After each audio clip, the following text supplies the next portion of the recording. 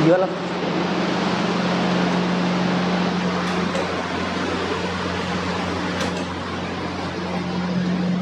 Listen, कल हमने आपको बोन्स वाला चैप्टर पढ़ाया था और उसके पहले हमने आपको सेल्स वाला पढ़ाया था। दोनों ही हम कंप्लीट कर चुके थे। अब दोनों के वीडियो आज सेकंड वाले लेक्चर का वीडियो आज हम अपलोड कर देंगे, अब वो भी ऑनलाइन देख सकते हो। ठीक है, हमने कल स्टार्ट किया था टिश्यू, और टिश्यू में बताए थे आपको 4 टाइप से होते हैं। कौन कौन से होते हैं? एपिथेलियल, एक कनेक्टिव, 2 मसल, 3 और नर्वस 4। एपिथेलियल टिश्यू जो होता है तो हमारे जो ऑर्गन्स हैं उनकी जो एक्सटर्नल और इंटरनल, बाहरी और आंतरिक लेयर है उसको वो किससे बनी होती है? एपिथेलियल से बनी होती है। फिर बताया था कनेक्टिव टिश्यू जो बॉडी को कनेक्ट करके रखते हैं। तो कनेक्टिव टिश्यू कितने टाइप के थे? 2 टाइप के। कौन कौन से? लिक्विड और सॉलिड, जिसमें हमने सॉलिड वाले में बोन्स को स्टडी कर लिया था। आज हम पढ़ेंगे लिक्विड कनेक्टिव टिश्यू। ओके, अब लिक्विड कनेक्टिव टिश्यू जो है इससे क्वेश्चन एक तो यही आता है कि पहला क्वेश्चन कि ब्लड किस टाइप का टिश्यू है। टॉपिक का नाम है ब्लड, रक्त कहते हैं हिंदी में। ठीक है, ब्लड के बारे में पढ़ेंगे। पहला पॉइंट तो ये हो जाएगा कि ब्लड तो ये कैसा है? ये है लिक्विड कनेक्टिव टिश्यू, तरल संयोजी ऊतक। ये क्वेश्चन आ चुका है, which kind of tissue is blood? रक्त कैसा ऊतक होता है? तो तरल संयोजी ऊतक होता है। क्लियर? नेक्स्ट देखें भाई, ब्लड की पीएच वैल्यू कितनी होती है? 7.37। ऑलमोस्ट आप इसको 7.4 लिख सकते हैं। ठीक है, अब आपको पता है पीएच स्केल में जो 7 के ऊपर होते हैं, जो 7 से ऊपर होते हैं वो बेसिक नेचर के होते हैं, क्षारीय नेचर के होते हैं, और 7 से नीचे एसिडिक नेचर के होते हैं, अम्लीय नेचर के होते हैं। तो ब्लड का पीएच अगर 7.37 है तो ये कैसा है? ये है स्लाइडली बेसिक, या फिर किस नेचर का है? क्षारीय। और क्षारीय जो होते हैं, बेस जो होते हैं वो सोर होते हैं, टेस्ट में थोड़े से खट्टे लगते हैं। तो आप कभी ब्लड कहीं हो, किसी आ रहा हो, टेस्ट करके देना, हल्का सा खट्टा लगेगा, लेकिन अपना ही करना है, दूसरे का नहीं करना है। ठीक है, करके देखना, थोड़ा सा लगेगा। तो पीएच वैल्यू जो होती है ब्लड की वो कितनी होती है? 7.37 या 7.4। जैसे पूछा है आपसे क्वेश्चन में, आप वैसे बता सकते हैं। किस नेचर का होता है? बेसिक नेचर का होता है, क्षारीय होता है। क्लियर है यहाँ तक? आपके बॉडी वेट में,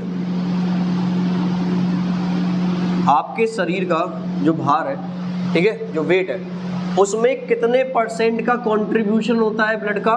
7 से 8%। ये क्वेश्चन काफ़ी आता है कि हमारा शरीर का जो भी वजन है उस वजन में ब्लड का कंट्रीब्यूशन कितने % का है? 7 टू, मान लो कोई इंसान 50 किलो का है, ठीक है, तो कोई इंसान 50 kg का है, तो पूछेगा ब्लड में कितना होगा कंट्रीब्यूशन उसका, तो कितना होगा?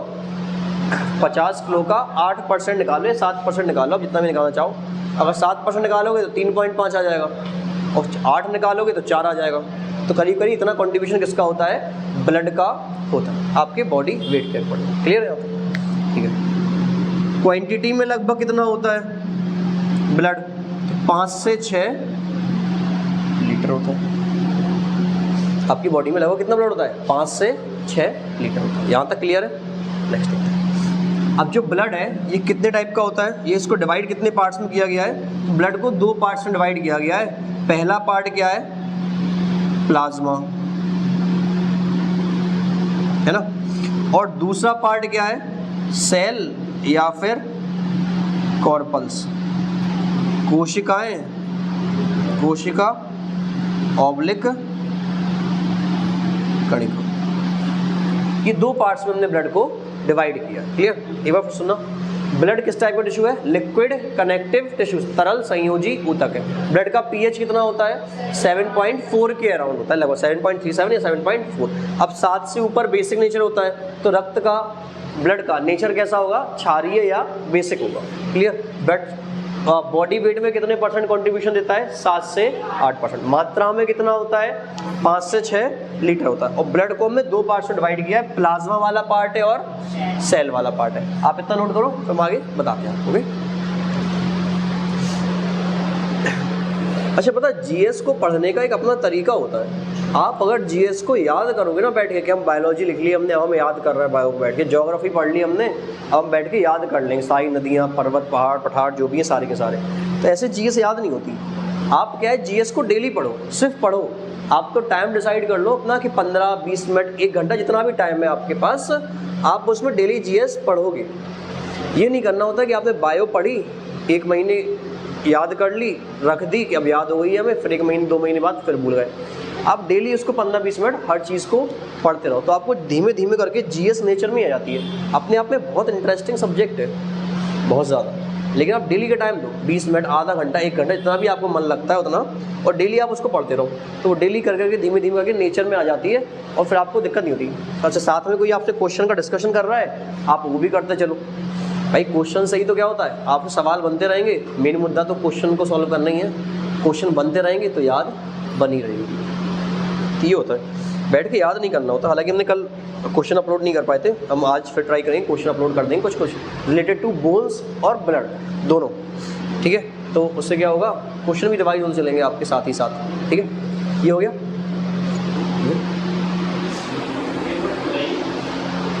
बिल्कुल भाई, 1 मिनट क्यों, 5 मिनट रुक जाएंगे, तुम्हारे लिए तो लिखा है।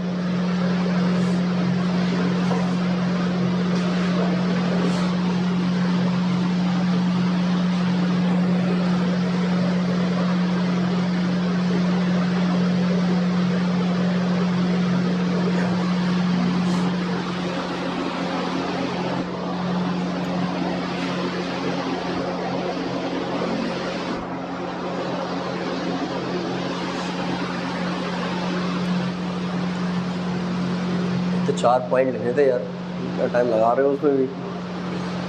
तो कलरफुल पेन का यूज़ करके लिखे यार। चलो हो गया, होगा।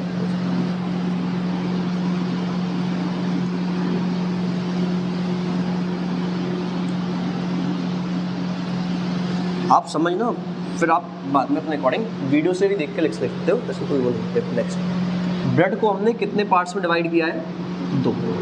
पहला पार्ट कौन सा था, प्लाज्मा, और दूसरा वाला क्या है, सेल या फिर कॉर्पस। प्लाज्मा को हिंदी में भाई प्लाज्मा ही लिखते हैं, और इसको कोशिका या कणिका लिखते हैं, ठीक है। इन दोनों में अंतर क्या होता है वो आपको आगे पता चल जाएगा, ठीक है। प्लाज्मा कितने % होता है ब्लड में, 55%, और सेल या कॉर्पल्स कितने % होती हैं, 45। तो क्वेश्चन आएगा कि ब्लड में ज़्यादा पार्ट किसका होता है, प्लाज्मा का, और कम पार्ट है सेल्स या। अब 55% होती है, और इसका कलर कैसा होता है, येलो, जबकि इसका कलर कैसा होता है। सेकंड डिफरेंस हो गया, 2 डिफरेंस समझ में आए। ये प्लाज्मा जो होती है ये कौन सा भाग है, लिक्विड वाला भाग है, तरल, जबकि सेल कैसी होती है, ठोस होती है अपने आप में, तो ये कैसा पार्ट है, सॉलिड वाला।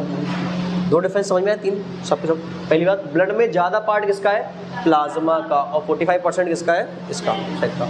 या कलर में कैसी होती है प्लाज्मा, येलो, और सेल या कॉर्पल्स कैसी है, रेड। ये लिक्विड पार्ट है, ये सॉलिड पार्ट। यहाँ तक कोई दिक्कत नहीं, सुनो। अब भाई ये 55% जो है, इस 55% में भी इसको लिक्विड बनाने में रोल किसका होगा, वाटर का। तो इस 55% में, 55% में भी 92% क्या है, वाटर है। प्रोटीन कितनी है, 7%, और सॉल्ट प्लस मिनरल कितने होते हैं, 1%। भाई 92 और 7 99 और 100 हो गया। अच्छा ये सब 55% के हैं भाई। प्लाज्मा ब्लड में कितनी है, 55%। अब इस 55% का भी 92% क्या है, पानी है, 7% क्या है, प्रोटीन है, और 1% में क्या है, सॉल्ट और मिनरल। अब प्रोटीन जो होती है इसमें वो 4 टाइप की पाई जाती है, आप सिर्फ नाम सुन लेना। एक होती है ग्लोबुलिन, एक होती है एल्ब्यूमिन, एक होती है फिब्रिनोजन, एक होता है प्रोथ्रोम्बिन। ये 4 टाइप की प्रोटीन पाई जाती है जो कि ब्लड क्लॉटिंग में हेल्प करती है। यहाँ तक क्लियर। ये तो वही सब बातें नॉर्मल। इसमें एक एंटी ब्लड क्लॉटिंग एजेंट पाया जाता है, एंटी ब्लड क्लॉटिंग एजेंट, जिसका नाम क्या है,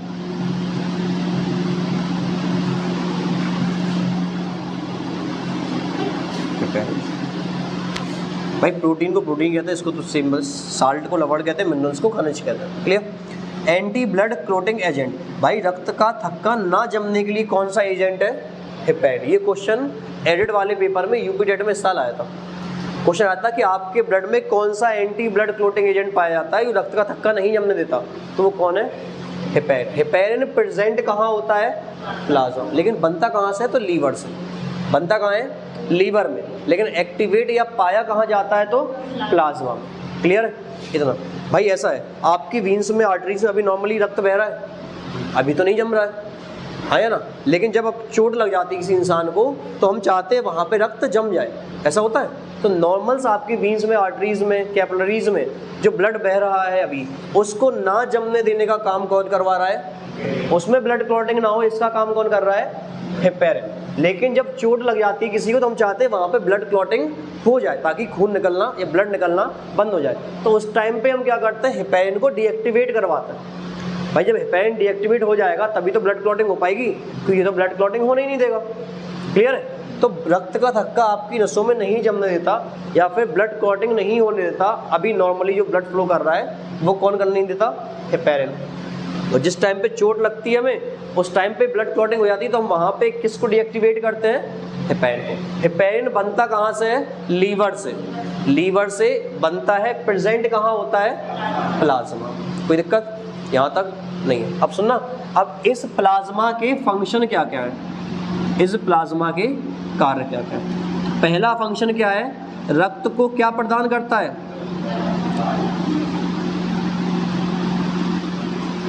भाई पहले तो टू प्रोवाइड फ्लूइडिटी, भाई एक तरलता प्रदान करेगा किसको? ब्लड को। भाई सॉलिड होगा तो बहेगा कैसे? तो लिक्विड जो है नेचर ब्लड का, ब्लड जो तरल है अपनी वे में, वो किसकी वजह से है? प्लाज्मा। क्योंकि इसमें 92% क्या है? वाटर। पहला क्वेश्चन क्लियर है। सेकंड, पीएच को मेंटेन भी कौन करता है? पीएच को नियंत्रित भी कौन करती है? प्लाज्मा। कैसे करती है? सॉरी भाई 7 जो पीएच स्केल होती है 7 उसमें बेस मानते हैं। 7 के नीचे कोई चीज़ है तो वो एसिडिक नेचर की होगी, 7 के ऊपर कोई चीज़ है तो बेसिक नेचर होगी। पानी कैसा होता है? न्यूट्रल, ना एसिडिक है ना बेसिक है। ठीक है। अब अगर हमें किसी का पीएच मेंटेन करना है तो हम क्या करेंगे? उसमें वाटर मिला देंगे तो मेंटेन हो जाएगा। भाई अगर एसिडिक है पानी मिलाते जाओ तो कम एसिडिक होता जाएगा, बेसिक है पानी मिलाते जाओ तो कम बेसिक होता जाएगा, ऐसा होगा। वो यहाँ पे भाई वाटर किसके पास है? प्लाज्मा के पास। तो इसके पीएच को मेंटेन करने में हेल्प कौन कर रहा होगा? वाटर। और वाटर कौन कर रहा है? प्लाज्मा। इसलिए कहते हैं प्लाज्मा पीएच को भी मेंटेन करती है। क्लियर है? नेक्स्ट, थर्ड वन इज तरलता प्रदान करना, पीएच को मेंटेन करना। बॉडी टेम्परेचर को भी, बॉडी टेम्परेचर को नियंत्रित, बॉडी टेम्परेचर को भी मेंटेन करने में हेल्प कौन करता है? प्लाज्मा करता है। क्लियर? ये आपको कुछ फंक्शंस तो याद रखने। अब भाई आपको अगर किसी न्यूट्रिएंट को, किसी खनिज पदार्थ को लेके जाना है तो सॉलिड वाला भाग लेके जाएगा या लिक्विड वाला? लिक्विड वाला। तो जो न्यूट्रिएंट ट्रांसपोर्टेशन में हेल्प करता है वो भी कौन करता है? प्लाज्मा करती है। क्लियर है? ये आप लिख लो, नोट डाउन।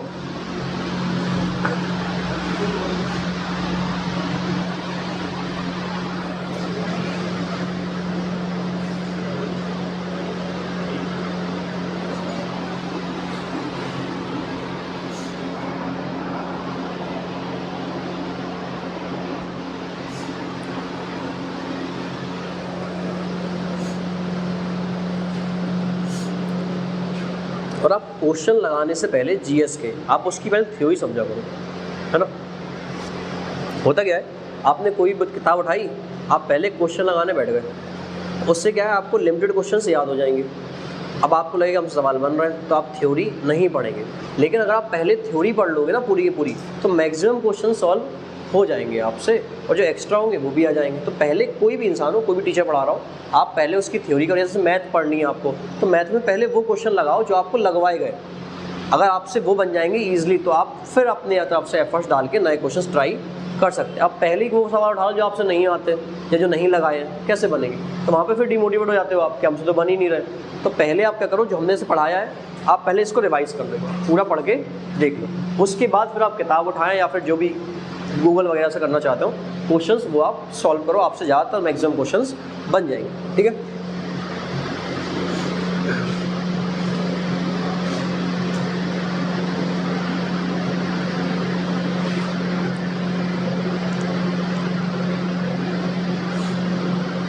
स्पेसिफिक कंटेंट है, पूरा रिसर्च किया हुआ है अपने आप में। एक जितने भी प्रीवियस ईयर क्वेश्चंस आए हैं वो सारे के सारे हमने इसमें इंक्लूड करे हैं। जितने भी सवाल आए होंगे ज़्यादातर मैक्सिमम कवर करने की कोशिश करिए, और नोट्स जो मिलेंगे वो अपने आप में बेहतरीन है। ऐसा है, आप क्वेश्चन लगाओगे आपको 70 to 80% क्वेश्चन मिल जाएंगे। 20% जो क्वेश्चन तैयार करने होते हैं वो क्वेश्चन सही होते हैं। भाई आपने थ्योरी पढ़ ली, अब आप सवाल लगाइए, सवाल से सवाल मिलेंगे आपको, वहाँ से आपसे बनता अच्छा है। क्लियर, लिख गया? तो प्लाज्मा कितने परसेंट है? ब्लड में ज़्यादा क्या है? प्लाज्मा। अब उस प्लाज्मा में भी ज़्यादा क्या है? वाटर। फिर क्या है? प्रोटीन। फिर क्या है? सॉल्ट और मिनरल 1% में आता है। अब वाटर है तो पीएच को मेंटेन भी कौन कर रहा है? प्लाज्मा। वाटर है तो बॉडी टेम्परेचर को भी मेंटेन कौन कर रहा है? प्लाज्मा। अब खाने को कहीं जाना है तो सॉलिड वाला पार्ट तो लेके जा नहीं सकता, लिक्विड वाली लेके जाएगा, तो वो लिक्विडिटी प्रोवाइड करवाने का काम, लिक्विड तरल बनाने का काम कौन कर रहा है? प्लाज्मा। ठीक है, क्योंकि लिक्विड होती है नेचर में, इसको भी मेंटेन कर रहा है, तरलता प्रदान करता है रक्त को। ये हो गया। किस कलर का होता है? येलो। अब क्वेश्चन आएगा येलो कलर किसकी वजह से होता है? तो आपने बिलीरुबिन नाम का कंपाउंड सुना होगा, नहीं सुना है? आगे हम बताएंगे, हो जाएगा। जैसे क्वेश्चन आता है बिलीरुबिन नाम का एक होता है एलिमेंट, उसकी वजह से क्या होता है, किसी का भी बॉडी के स्पेशली इसका कलर जो होता है वो येलो होता है। ठीक है, ऐसा एक एंटी ब्लड क्लोटिंग एजेंट पाया जाता है, प्रेजेंट होता है, क्या नाम है? हेपेरिन। कहाँ प्रेजेंट है? प्लाज्मा में। बनता नहीं है यहाँ से, बनता कहाँ से? लीवर से, लेकिन प्रेजेंट कहाँ होगा? आगे यहाँ पे। ठीक है, और इसका काम क्या है? नॉर्मली आपकी वीन्स, आर्टरीज, कैपिलरीज में रक्त का थक्का ना जमने देना। अभी जो फ्लो हो रहा है, ये क्वेश्चन आ चुका है, अभी यूपी टेट के जूनियर वाले में आया था, सेम क्वेश्चन, हेपेरिन आंसर था। ये हो गया। अब पढ़ते हैं सेल वाला भाग, जो कि थोड़ा सा डिस्क्राइब्ड वे में भी होगा, और कोई भी क्वेश्चन, ज़्यादातर मैक्सिमम क्वेश्चंस कवर करने की कोशिश करेंगे, कोई भी सवाल छूटेगा नहीं आपसे। ऐसा है, मैक्सिमम पार्ट कवर करवा दूंगा। अच्छा सुनना, ये सेल्स, कॉर्पल्स, ये है, ये कितने टाइप की होती हैं? 3। कौन कौन सी? आरबीसी, डब्ल्यूबीसी और प्लेटलेट्स। ये 3 टाइप से आपकी सेल या कॉर्पल्स। हम इसमें बताएंगे आपको कॉर्पल्स कौन सी है और सेल्स कौन सी है, अंदर क्या होता है, वो हम इसके बाद थोड़ा सा समझाएंगे।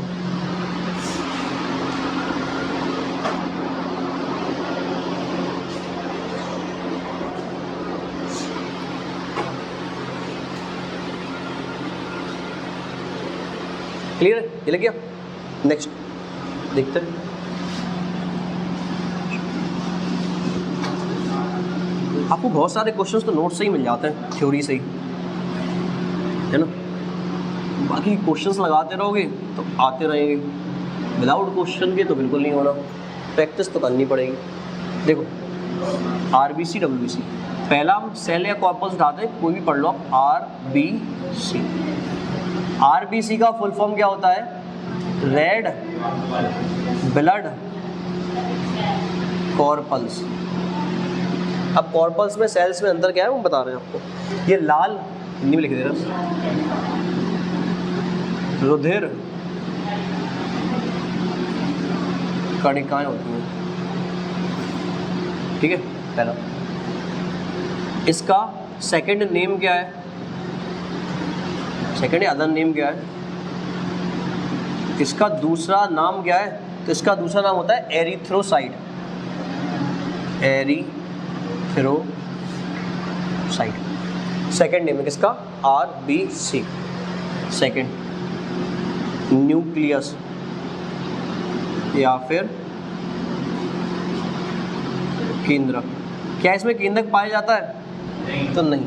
केंद्रक कैसा होता है? एब्सेंट होता है, मतलब नहीं पाया जाता। अब आप सुनना, लिखना बाद में, पहले सुनो। हमने आपको कल या परसों कोशिकाएं चैप्टर पढ़ाया था, तो क्या कोशिका में केंद्रक था?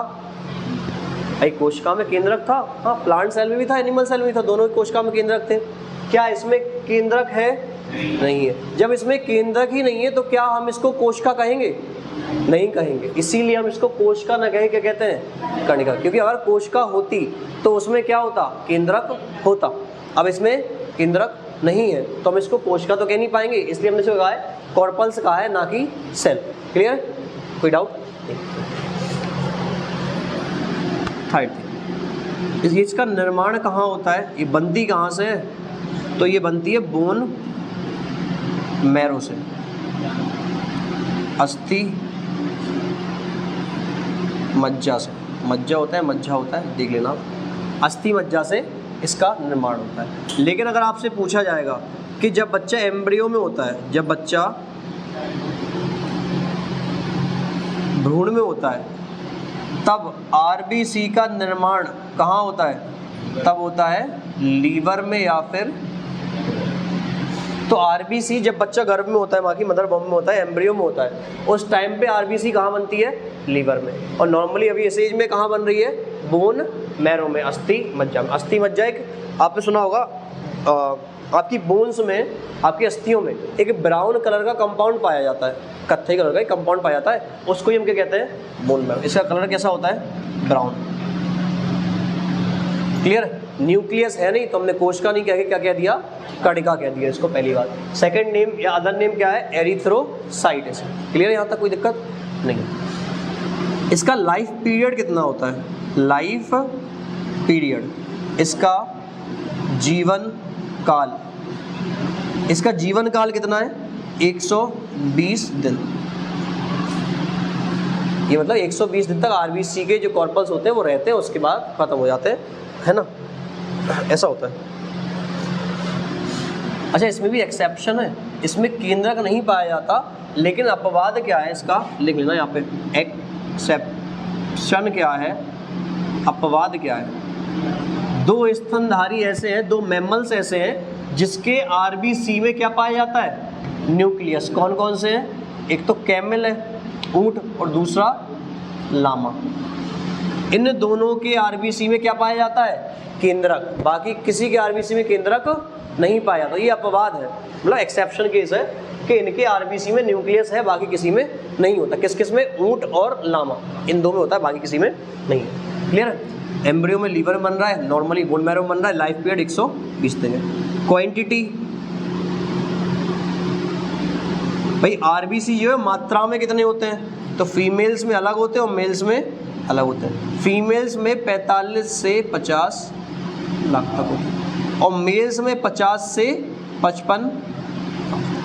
एवरेज निकालोगे तो कितना जाएगा, 50। तो अराउंड 50 लैक्स क्या पाई जाती हैं, आरबीसी पर। ठीक है, ये होता है। क्वांटिटी पूछ लेते हैं कभी कभी, तो अराउंड 50 लैक्स पाई जाती हैं पर एम। क्लियर? यहाँ तक कोई दिक्कत है नहीं है, ये नोट कर लो आप, समझाता हूँ। ये फैक्चुअल पॉइंट्स हैं, आपको याद होनी चाहिए। ठीक है, जैसे कि आरबीसी का फुल फॉर्म, अब क्वेश्चन आएगा red blood कॉर्पल्स, red blood cells, या कुछ और आ जाएंगे दो ऑप्शंस। तो रेड ब्लड कॉर्पल्स, इसका सेकंड नेम या अदर नेम क्या है, एरिथ्रोसाइट। आप रिवाइज करते रहोगे, रिपीट बोलते रहोगे, तो आपको यही याद हो जाएगा। घर पे जाके आप एक बार देखोगे, आपसे सारी चीज़ें बन जाएंगी। ठीक है, इसका न्यूक्लियस प्रेजेंट होता है, एब्सेंट होता है, एब्सेंट होता है। और न्यूक्लियस नहीं है, इसी वजह से हमने इसको क्या कह दिया, कॉर्पल्स। जबकि वाइट ब्लड सेल होती है, क्योंकि उसमें केंद्रक होता है। क्लियर है? होता है। इसका निर्माण कहाँ होता है, बोन मैरो में। बोन मैरो का कलर कैसा होता है, ब्राउन, हड्डियों में पाया जाता है। लेकिन जब बच्चा मदर बॉम्ब में, एम्ब्रियो में होता है, भ्रूण में होता है, तब आरबीसी कहाँ बनता है, लीवर में। क्लियर? अच्छा, इसका लाइफ पीरियड कितना है, 120 दिन। तो 120 दिन के बाद भाई खत्म हो जाएगा, तो कहीं ना कहीं जाएगा ना, कहाँ जाता है, स्प्लीन में, या प्लीहा कहते हैं, प्लीहा में जाएगा, वो आगे लिखवा देंगे आपको। और स्प्लीन में जाके, इसलिए स्प्लीन को ग्रेवयार्ड ऑफ आरबीसी, आरबीसी की कब्रगाह किसको कहते हैं, स्प्लीन को, या प्लीहा को कहते हैं। आगे हम लिखवा देंगे आपको।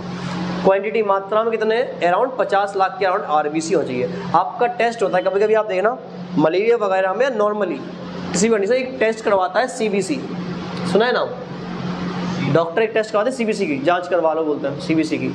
इस सीबीसी का फुल फॉर्म ही होता है कंप्लीट ब्लड काउंट, कि आपके ब्लड में कौन सी चीज़ कितनी है, लिम्फोसाइट कितना आ रहा है, डब्ल्यूबीसी कितना है, प्लेटलेट्स कितनी है, आरबीसी कितना है। तो जब भी आपसे सीबीसी की जांच किया है, वो स्टेटेड होती है।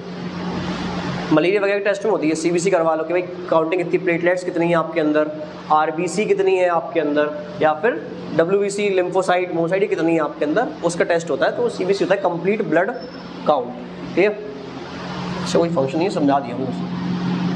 अभी इसका मेन फंक्शन रह गया।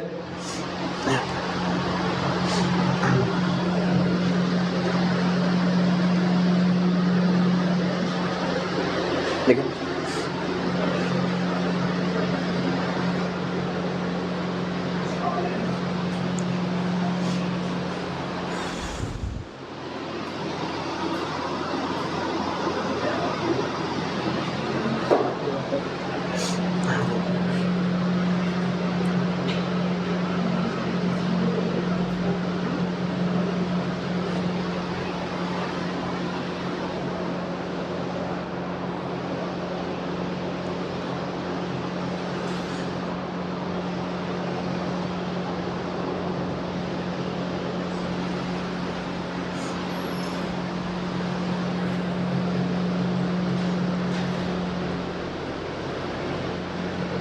कल मैं ऐसी वीडियो चेक कर रहा था, लास्ट वाली जो कल बनाई थी, लेक्चर रिकॉर्ड किया था वो।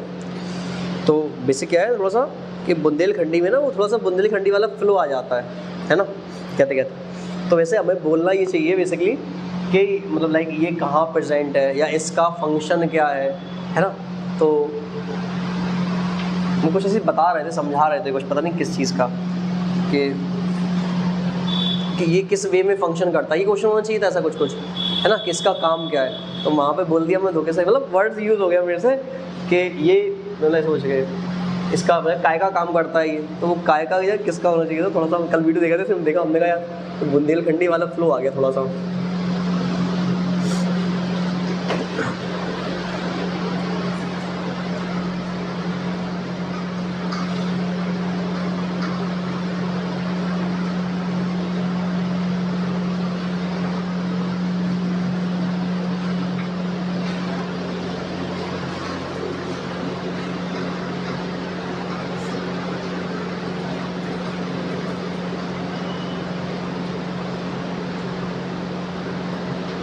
समझ में आया?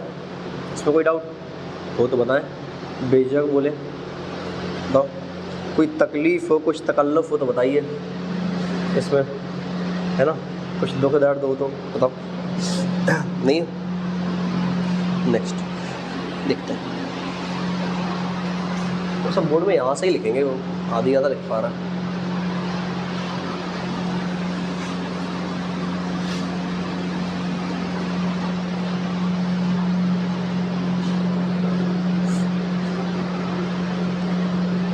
ये आपसे इतने पॉइंट्स अगर बनते हैं ना, याद है आपको, कोई क्वेश्चन बाहर जाता नहीं है, वही क्वेश्चन रिपीट होते रहते पेपर में, सेम क्वेश्चन रिपीट होते हैं। 2-4% क्वेश्चन होते हैं जहाँ वहाँ से आते हैं। देखो ऐसा है, 90% तक तो पेपर इजी आता है, वो सबसे बनता है। जो 10% आता है वो अगर आप कर ले जाओगे तो आप बाकियों से थोड़ा सा आगे हो जाओगे।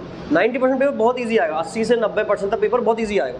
भाई क्वेश्चन सारे डिफिकल्ट थोड़ी होते हैं। जैसे मान लो 20 क्वेश्चन आ रहा है, उसमें से 12 से 15 क्वेश्चन ईजी ही होंगे, 1-2 क्वेश्चन मॉडरेट होंगे, थोड़ा सा ठीक ठाक। उसके बाद 3-4 क्वेश्चन होते हैं जहाँ पे थोड़ा सा स्टूडेंट सोचता है या फिर नहीं देखा होता, तो उनको भी कवर कर ही रहे हैं हम, ठीक है। तो ऐसा कुछ खास नहीं आता। किसी का भी पेपर दे रहा हो, पुलिस का, लेखपाल का, SSC का, बैंक का, यूपीटेट, सुपरटेट, पेट का, या किसी का भी दे रहा हो, क्वेश्चन इसमें से ही आएंगे आपके। ज़्यादा हाई लेवल का आता नहीं है। SSC वगैरह में ठीक ठाक आती है, लेकिन भाई बायो तो बायो ही रही, या कोई भी GS का सब्जेक्ट तो GS ही रहेगा। हो गया नोट डाउन।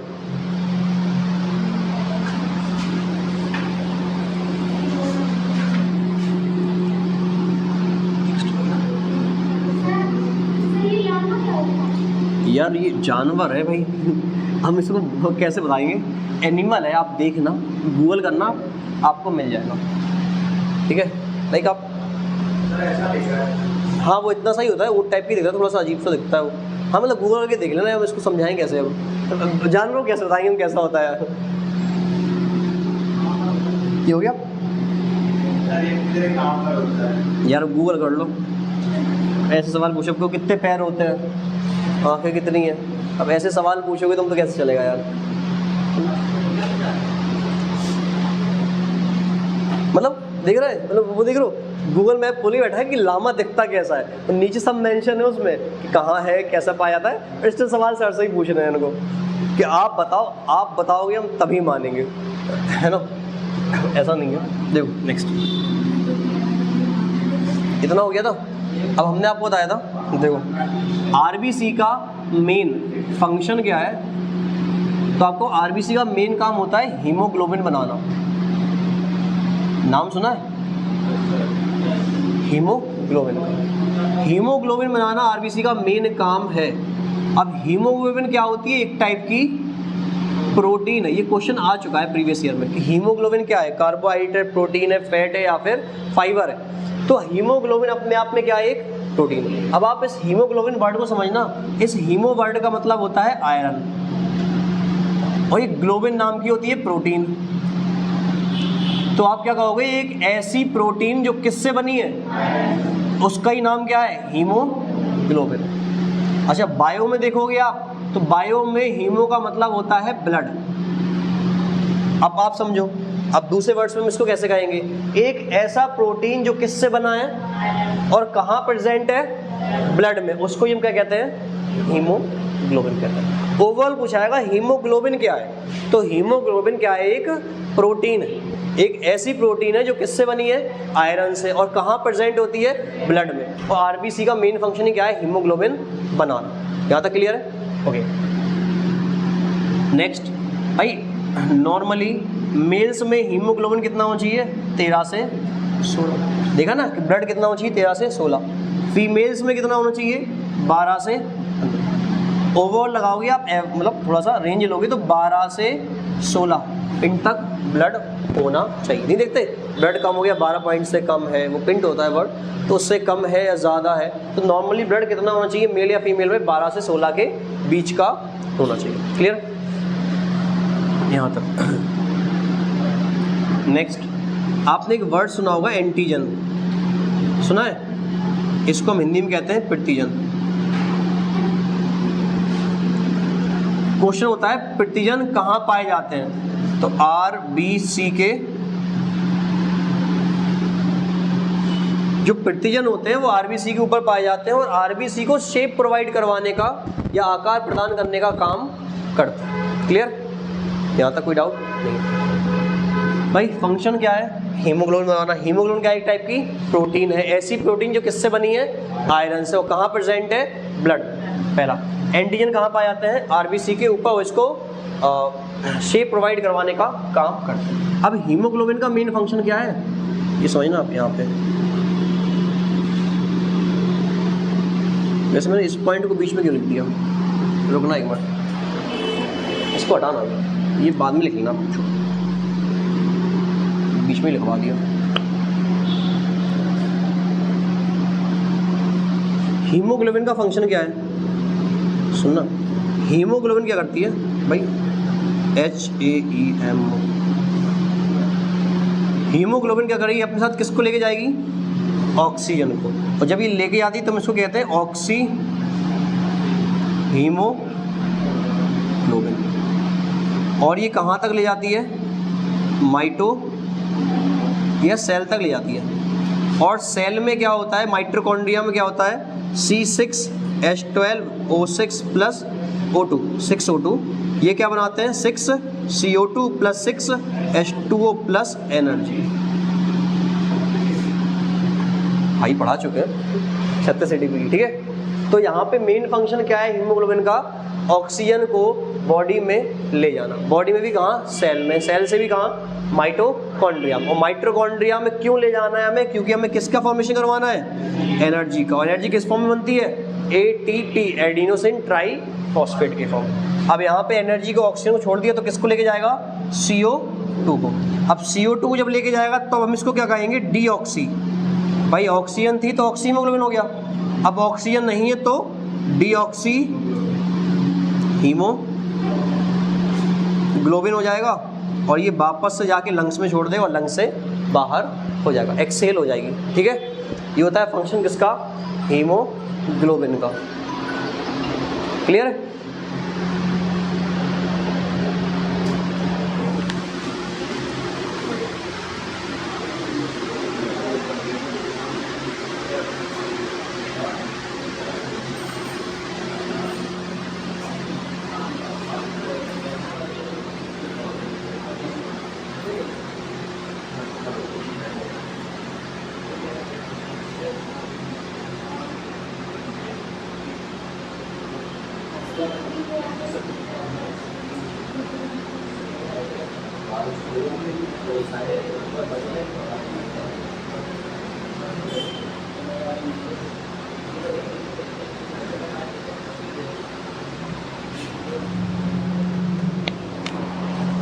ठीक है, ये समझ में आया यहाँ पर, क्लियर है। नेक्स्ट देखना, इसमें ही देखना आरबीसी। भाई आरबीसी का सॉरी, आरबीसी का लाइफ पीरियड कितना है? 120 दिन है, लेकिन 90 दिन के बाद, 90 डेज के बाद आरबीसी जाके कहाँ बैठ जाती है? कहाँ पे? स्प्लीन या फिर प्लीहा में, है ना। और 120 दिन बाद खत्म हो जाती है। इसीलिए हम ग्रेव यार्ड ऑफ आरबीसी किसको कहते हैं? प्लीहा। आरबीसी की कब्रगाह। क्लियर? किसको कहा जाता है? भाई जो जहाँ पे जाके खत्म होगा वो उसकी कब्रगाह होगी। तो आरबीसी 120 दिन बाद जाके कहाँ खत्म होता है? 90 दिन के बाद जाके बैठ जाता है कहाँ पे? प्लीन में। 30 दिन तक कहाँ रहता है? प्लीहा में, स्प्लीन में रहता है। और उसके बाद 120 दिन होंगे तो खत्म हो जाएगा। अब जो जहाँ पे खत्म होता है वही ग्रेव यार्ड ऑफ आरबीसी कहाँ है? प्लीहा में या फिर स्प्लीन में। क्लियर? ये अच्छा, 30 दिन तक आपके आरबीसी को स्टोर करके रखता है प्लीहा, हाँ या ना। भाई 90 दिन में पहुंच गया तो 30 दिन तक क्या है? स्टोर करके रख रहा है। और हीमोग्लोबिन को भी भाई एक ही बात है, हीमोग्लोबिन को स्टोर करके रख रहा है। इसी वजह से हम blood bank of our body किसको कहते हैं? हमारी बॉडी का ब्लड बैंक किसको कहते हैं हम? स्प्लीन को या फिर प्लीहा। प्लीहा से 2 क्वेश्चन बनते हैं। कौन कौन से? पहला, आरबीसी कब्रगाह किसको कहते हैं? ग्रेवयार्ड ऑफ आरबीसी किसको कहा जाता है? स्प्लीन को, क्योंकि 90 दिन के बाद जाके वहाँ पे बैठ जाती है, स्टे करती है और 120 दिन तक वहाँ पे रहती है। लेकिन 30 दिन स्टोर करने का काम कौन कर रहा है? स्प्लीन कर रहा है। और 30 दिन तक ब्लड को स्टोर करके रखा। ब्लड को स्टोर करने का काम कौन करता है? Blood bank. इसलिए blood bank of our body कौन है? स्प्लीन है। ग्रेवयार्ड ऑफ आरबीसी भी कौन है? स्प्लीन या फिर प्लीहा है। 120 दिन लाइफ पीरियड होता है, ये हम लिखवा चुके हैं। 90 दिन के बाद वहाँ जाके बैठ जाती है। अब आप एक चीज़ सुनना, सिर्फ समझना है, लिखना नहीं है उसको। आप खुद सोचना, जो लोग ब्लड डोनेट करते हैं डॉक्टर रिकमेंडेशन देता है कि 3-4 महीने ब्लड डोनेट फिर नहीं करना। और लगभग एक बार में 350 से 450 ml ब्लड डोनेट हम करते हैं। क्यों देता है रिकमेंडेशन? सुनना, आप जो ब्लड डोनेट करते हो वो कौन सा वाला होता है? 90 से 120 दिन वाला। आरबीसी थी, 90 दिन हुए, 90 दिन के बाद जाके कहाँ बैठ जाएगी? स्प्लीन में। तो जो 350 से 450 ml है वो अब कहाँ स्टोर है? स्प्लीन में। तो जब आप ब्लड डोनेट करोगे तो कौन सा ब्लड डोनेट कर रहे हो? जो स्प्लीन में है। तो 350 से 450 ml जो स्प्लीन में है आप वो डोनेट कर रहे हो। आपने वो डोनेट कर दिया, वो तो वैसे भी खत्म होना था, तो कोई दिक्कत नहीं है। अब डॉक्टर रिकमेंड करेगा आपको कि आप 30 दिन तक, मिनिमम 3 महीने तक ब्लड मत दो। क्यों? स्प्लीन वाला ब्लड जा चुका है। अब 3 महीने बाद, भाई जिसका 90 डेज होते जाएंगे वो फिर से स्प्लीन में आ जाएगा। तो 30 दिन बाद स्प्लीन में फिर से ब्लड आ जाएगा, तो आप 3 महीने बाद फिर से डोनेट कर सकते हैं। क्लियर है? इसीलिए रिकमेंडेशन होती है कि मिनिमम 3 महीने तक ब्लड डोनेट ना करें एक बार डोनेट करने के बाद।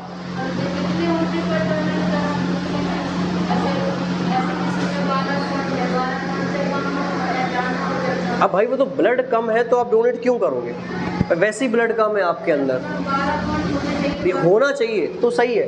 नॉर्मली 12 से 16 के बीच का होना चाहिए। अगर इससे कम है दैट मीन्स आप में हीमोग्लोबिन की कमी है। पालक वालक गुड़ वुड़ खाओ तो सही हो जाती है उससे, ऐसा है। और अभी हम बताते हैं आरबीसी की कमी से कौन सा रोग होता है, आरबीसी के बढ़ जाने से कौन सा रोग होता है। दोनों से डिसीज़ होती हैं, वो हम बता रहे हैं। अगर ये कम हो जाएगा तो कौन सा रोग है, ये बढ़ जाएगा तो कौन सा रोग है। प्लीहा किसे कहते हैं? मतलब क्वेश्चन क्या है इसमें? अब कह दो लीवर किसे कहते हैं? लीवर को ही कहते हैं। प्लीहा को प्लीहा कहते हैं। भाई हमने ये बताया आपको कि आरबीसी 90 दिन के बाद जाकर, नहीं कोई बात नहीं है, आरबीसी 90 दिन के बाद जाके, प्लीहा क्या है? एक ऑर्गन है, अंग है। कहाँ होता है भाई? आपको जब वो पढ़ा रहे होंगे लीवर, सॉरी स्टमक, आपको बताते हैं थोड़ा सा। भाई ये आपकी ओसोफेगस होता है, यहाँ पे आपका स्टमक होता है ऐसे, यहाँ से आपकी ये लीवर जाता है, होता है जैसे, यहाँ पे दिखता है स्प्लीन इस जगह पे। अब इसकी एग्जैक्ट लोकेशन जो है वो यही है जो दिख रहा है, ऐसा होता है। ठीक है, साइड में, पीछे साइड में होता है, इसकी जस्ट ऊपर नहीं है ऐसा, ठीक है। तो टाइप का अंग है। आरबीसी 120 दिन बाद खत्म हो जाती है, तो कहाँ जाती है? स्प्लीन में। और ख़त्म ही कहाँ होती है? स्प्लीन में, क्योंकि 90 दिन के बाद जाके बैठ जाएगी वहाँ पे, और 120 दिन होंगे तो डेथ हो जाएगी। इसीलिए ग्रेवयार्ड ऑफ आरबीसी, आरबीसी कब्रगाह कैसे कहेंगे? स्प्लीन को। और blood bank of our body, जहाँ पे ब्लड स्टोर होकर रखा है, तो कहाँ पे होकर रखा है? स्प्लीन। इसलिए ब्लड बैंक भी किसको कहते हैं हम? स्प्लीन को कहते हैं। कोई दिक्कत है? नहीं है, ये नोट कर लें। समझ में आया? कोई दिक्कत नहीं है? चलिए, क्या हो गया? कौन सा वाला? ये वाला सुनना, हम दोबारा समझा दे रहे हैं, कोई बड़ी बात नहीं। सुनो, आरबीसी है, हीमोग्लोबिन बनाना मेन काम है। इस सारी चीज़ समझ में आ गई यहाँ तक? हमने बताया आरबीसी का जीवन काल कितना होता है? 120। आरबीसी के जो कॉर्पल्स होंगे वो खत्म होना स्टार्ट हो जाएंगे। लेकिन आरबीसी में जैसे ही कॉर्पल्स के 90 दिन होंगे, वो जाके कहाँ बैठ जाएगा? स्प्लीन। अब 90 दिन पे जाके स्प्लीन बैठ रहा, 30 दिन तक कहाँ रहेगा? क्योंकि 120 दिन में खत्म होगा, लगभग अराउंड 120 होता है, फिक्स नहीं है कि 120 ही हुआ, कभी कभी ऑप्शन में 126 भी आ जाता है, वो भी सही। 120 के आसपास का जो आंसर होगा वो आप सही मानेंगे। अब 90 दिन के बाद जाके कहाँ बैठ गया? स्प्लीन। तो 30 दिन तक ऑलमोस्ट कहाँ पे स्टोर रहेगा?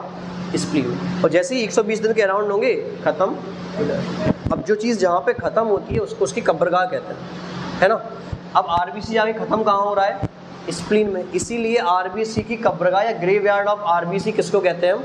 स्प्लीन या फिर प्लीहा को कहते हैं। अब आपके 90 दिन के बाद जो स्टोर करके ब्लड रखा है आपने अपनी बॉडी में, उसको चाहो तो आप डोनेट भी कर सकते हो, रक्तदान कर सकते हो, है ना। अब आप जो ब्लड डोनेट करते हो वो ब्लड कौन सा होता है? जो आरबीसी स्प्लीन में स्टोर है वो वाला ब्लड आपने वो डोनेट कर दिया, तो आपके अंदर कोई खास अंतर नहीं पड़ेगा, क्योंकि वो तो वैसे ही खत्म होने जा रहा था। आपने उसको क्या कर दिया? डोनेट कर दिया, तो किसी की हेल्प हो जाएगी उससे भाई, बॉडी की। ठीक है, ये हो गया यहाँ पे। अब आपने जो स्प्लीन वाला ब्लड डोनेट कर दिया, आप इसके बाद भी अगर डोनेट करोगे, अब वो ब्लड कहाँ से आएगा? बॉडी से, तो वो नहीं करना है। जो स्प्लीन वाला ब्लड है वो हमने डोनेट कर दिया, अब आप फिर 3 महीने वेट करो, मतलब धीमे धीमे करके फिर स्टोर हो जाएगा स्प्लीन में ब्लड, तो दोबारा से 3 महीने बाद आप फिर डोनेट कर पाओगे, ऐसा होता है। अब जहाँ पे स्टोर हम करते हैं वो बैंक होता है, पैसे स्टोर करे हुए तो बैंक है, ब्लड स्टोर करोगे तो ब्लड बैंक है। तो ब्लड स्टोर कहाँ हो रहा है? स्प्लीन में। इसलिए blood bank of our body क्या है? स्प्लीन। इतना अभी क्लियर है?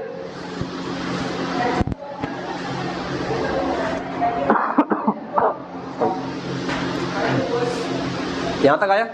कोई डाउट नहीं है? लिख गया सबका? थोड़ा सा पार्ट लिख गया होगा ये वाला, वो आया आप लिख लो।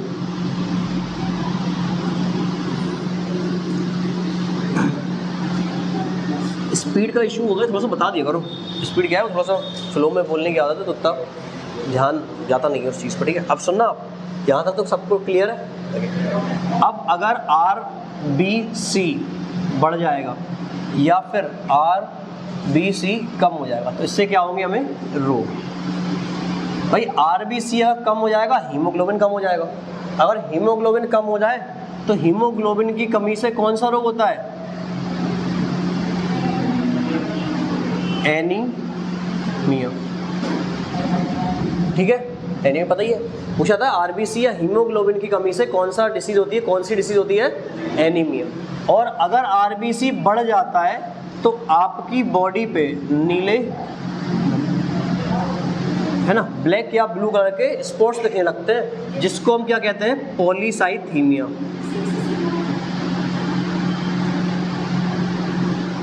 तो RBC कम होने से कौन सी डिसीज हो रही है? एनीमिया। और RBC के बढ़ने से कौन सी हो रही है? पॉलीसाइथीमिया। क्लियर है यहाँ तक? और कोई क्वेश्चन अगर आपको तो बता दो, जितना पोर्शन था वो हम आपको बता चुके। एक चीज़ और है, हाँ एक क्वेश्चन है क्या? एक क्वेश्चन ये है कि जो हीमोग्लोबिन होता है ये सबसे ज़्यादा रिएक्ट किसके साथ करता है? सबसे जल्दी अभिक्रिया किसके साथ में करता है? तो सबसे जल्दी अभिक्रिया करता है किसके साथ में? CO, carbon monoxide. इसीलिए रिकमेंडेशन देते हैं, इसलिए बताया जाता है कि अंगीठी जला के या फिर हीटर वीटर जला के बंद कमरे में नहीं सोना चाहिए। क्यों? क्योंकि कौन सी गैस निकलेगी? CO, और CO निकलेगी और ऑक्सीजन भी है, लेकिन अभिक्रिया हीमोग्लोबिन किसके साथ सबसे जल्दी करेगा? तो हीमोग्लोबिन का मेन काम क्या है? ऑक्सीजन को बॉडी में ले जाना। अब भाई ऑक्सीजन की जगह पे अब हीमोग्लोबिन क्या ले जाएगा? Carbon monoxide. तो ऑक्सीजन की कमी हो जाएगी। इसलिए सुना होगा आपने कि अगर कोई बंद कमरे में अंगीठी जला के या फिर हीटर जला के सो रहा है तो इंसान की डेथ हो जाती है, क्योंकि ऑक्सीजन सप्लाई हो नहीं पा रही है ना, तो कमी हो जाएगी तो डेथ हो जाएगी। तो याद रखना हीमोग्लोबिन क्या है? सबसे जल्दी अभिक्रिया, रिएक्शन सबसे जल्दी किसके साथ में करता है? कार्बन मोनोऑक्साइड के साथ में। इसीलिए हमें बंद कमरे में मतलब हीटर वीटर जला के नहीं सोना चाहिए। क्लियर है? यहाँ तक कोई डाउट है? नहीं है? समझ आया? समझ आया? कोई डाउट किसी को इसमें? आप देखना लेक्चर को और इसको पढ़ना। सारे पॉइंट मैक्सिमम्स मैंने कवर कर दिए इसमें। WBC और प्लेटलेट्स हम कल पढ़ेंगे। आज के लिए नहीं। Thank you.